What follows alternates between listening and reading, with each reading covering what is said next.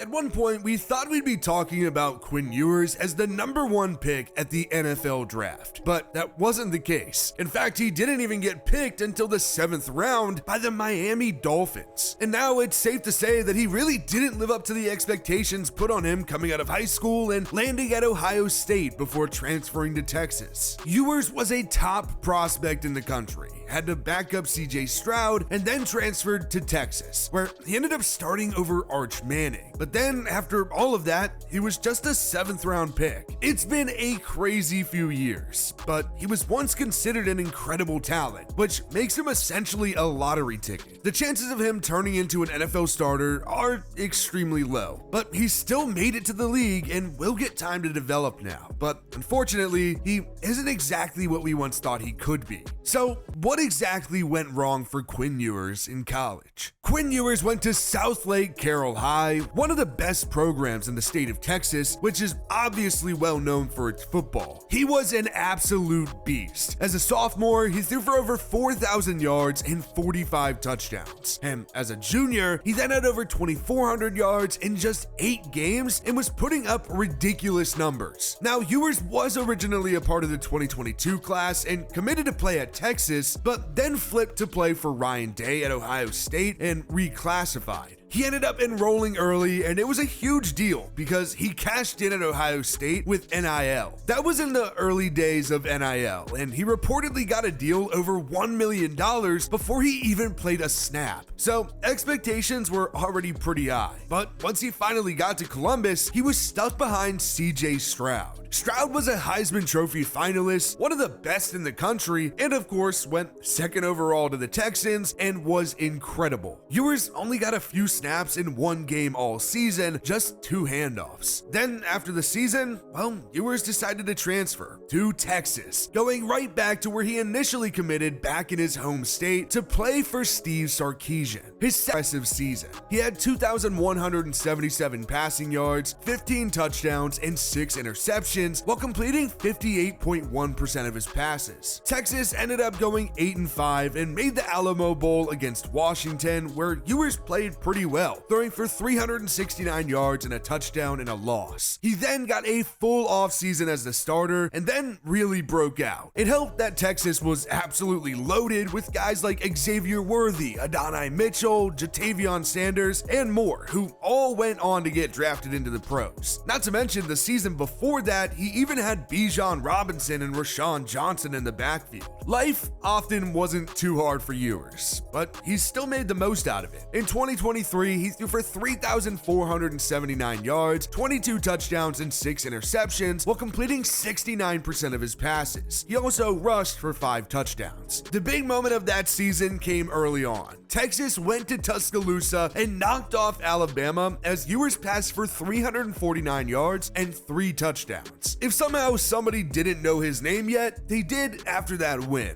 And suddenly, it felt like maybe, just maybe, Texas was back. They won the Big 12 championship, went 12-2, and made the college football playoff for the first time in program history. In the CFP semifinal against Washington, Ewers threw for 318 yards and a touchdown, but Texas lost 37-31 to Michael Penix and Kalen DeBoer. Texas had lost some good pieces in the offseason. And then there was also the elephant in the room. Arch Manning had arrived, and Ewers still decided to return for another season. Texas was also transitioning to the SEC, which is definitely a big jump in competition. After all, it just means more. But the Longhorns didn't really miss a beat. Ewers led the way with 3,472 yards, 31 touchdowns, and 12 interceptions, and completed 65.8% of his throws. Texas went 11-1 before falling to Georgia in the SEC championship game 30-15. That left them at 11-2, and their only 2 losses coming to the Bulldogs. But Texas still got into the college football playoff as it was expanded to 12 teams. Texas was the 5 seed and knocked off 12 seed Clemson and number 4 seed Arizona State before losing to the eventual national champions Ohio State in the semifinals 28-14. After the year, there were some pretty big questions surrounding his future. Would he try to stay at Texas even with Arch Manning ready to start, or would he transfer for a ridiculous amount of money? And well, he's stuck with going to the draft, and here we are. Quinn Ewers was a weird, confusing prospect to say the least. When he was on, but when he wasn't, yeah, best of luck. Lance Zierlein projected him to be a third-round pick and even compared him to Sam Howell as a recent guy. And it made sense. The NFL gave him a 6.15 prospect grade, which projected him to be a good backup with the potential to become a starter. He had just the 8th production score of the combine quarterbacks and was 11th in athleticism, good for just 7th overall. If he was always at his best, he could be a really good NFL quarterback, but he didn't get that too often. He does have a fast release, throws with good touch, and can be great when he's in rhythm. But then you'll get a game where he can't get anything going, his footwork is all over the place, the reads are predetermined, and the offense just sucks altogether. And that's why he's such a tough prospect. But he does still have the tools, which is why a team is gonna take a shot on him. The arm talent is there. He can make throws from weird angles and off platform. He gets the ball out fast with just a flick of his wrist, but then there are plenty of downsides. He can't exactly read the whole field yet. A lot of the time, he's picking where he's going with the ball before the snap even gets to him, and he has a bad habit of just throwing it no matter what. Now that works sometimes in college, especially with the talent that he had at Texas, but in the NFL, those windows are gonna be tight. It's not gonna work. He'll stare guys down and then throw to them right into coverage or completely miss backside options that are wide open. He just isn't fully processing what's happening fast enough. He also doesn't really have great pocket mobility. Now,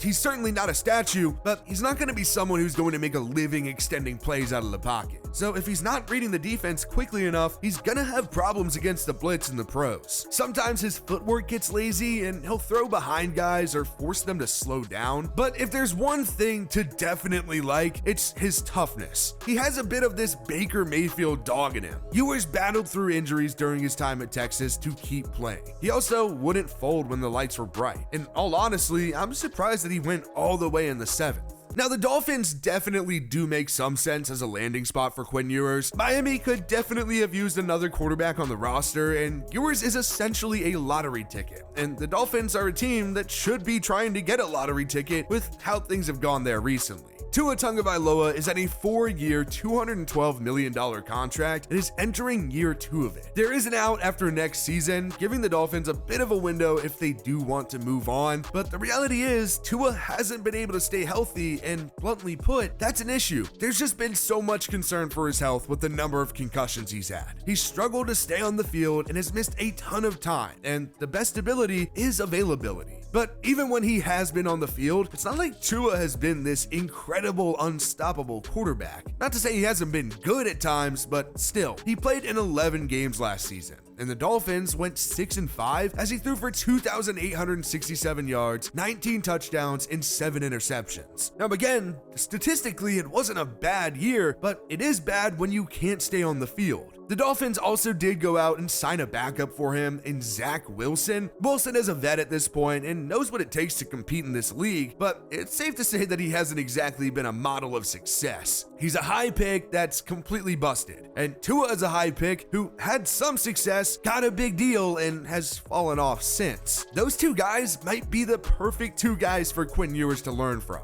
It's been a disappointing arc for Ewers and what we thought he could have been. He definitely lost a ton of money by not transferring and staying in college because he knew he wasn't going to start over Arch. But in a crazy era of college sports, he chose loyalty to Texas and declared for the draft. And to an extent, I think you gotta respect that. Now it's time to see if he can make the most out of his chance, if he gets a real one in the NFL.